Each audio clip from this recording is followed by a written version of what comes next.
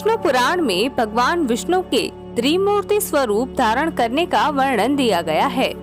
इसमें बताया गया है कि जल के बुलबुले के समान क्रमशः भूतों से बढ़ा हुआ जल के ऊपर स्थित गोलाकार महान अंड हिरण्यगर्भ रूप भगवान विष्णु का अति उत्तम प्राकृत आधार हुआ। उसमें वे अव्यक्त स्वरूप जगतपति विष्णु व्यक्त हिरण्यगर्भ स्वरूप से स्वयं ही विराजमान हुए।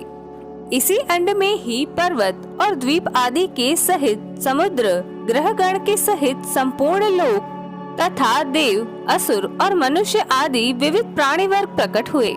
ये अंड पूर्व की अपेक्षा 10 गुना अधिक जल, अग्नि, वायु, आकाश और भूतादि अर्थात तामस अहंकार से आवृत है तथा भूतादि महत तत्व से घिरा हुआ है।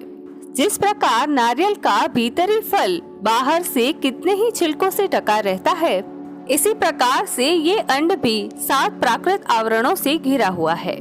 इसमें स्थित हुए स्वयं विश्वेश्वर भगवान विष्णु ब्रह्मा होकर रजोगुण का आश्रय लेते हैं और इस संसार की रचना में प्रवृत्त होते हैं। यही भगवान विष्णु रचना हो जाने पर सत्व गुण का विशिष्ट आधार लेकर नारायण स्वरूप में कल्पांत पर्यंत इस सृष्टि का युगों युगों तक पालन करते हैं। भगवान विष्णु के परम स्वरूप से प्रधान और पुरुष ये 2 स्वरूप हुए।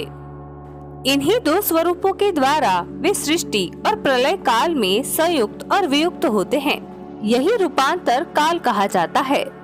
बीते हुए प्रलय काल में व्यक्त प्रपंच प्रकृति में लीन था, इसीलिए प्रपंच के इस प्रलय को प्राकृत प्रलय कहते हैं।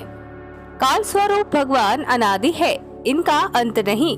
इसी कारण से संसार की उत्पत्ति, स्थिति और प्रलय ये तीनों भी कभी भी नहीं रुकते। ये प्रवाह स्वरूप से निरंतर होते रहते हैं।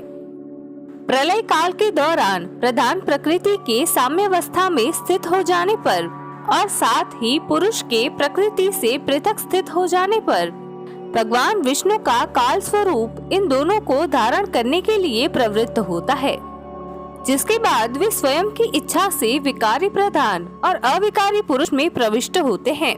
कल्प का अंत होते ही अति दारुण तम प्रदान रुद्र रूप धारण करके वे जनार्दन विष्णु ही समस्त भूतों का भक्षण कर लेते हैं।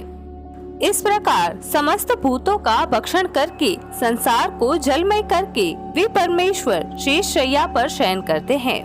कुछ इस प्रकार उनका त्रिमूर्ति स्वरूप व्यक्त होता है, जिनमें जागने पर ब्रह्मा स्वरूप होकर वे फिर से जगत की रचना करते हैं।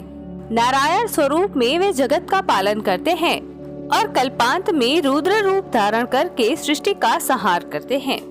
वे एक ही भगवान जनार्दन जगत की सृष्टि, स्थिति और संहार के लिए ब्रह्मा, विष्णु और महेश इन तीनों संज्ञाओं को धारण करते हैं।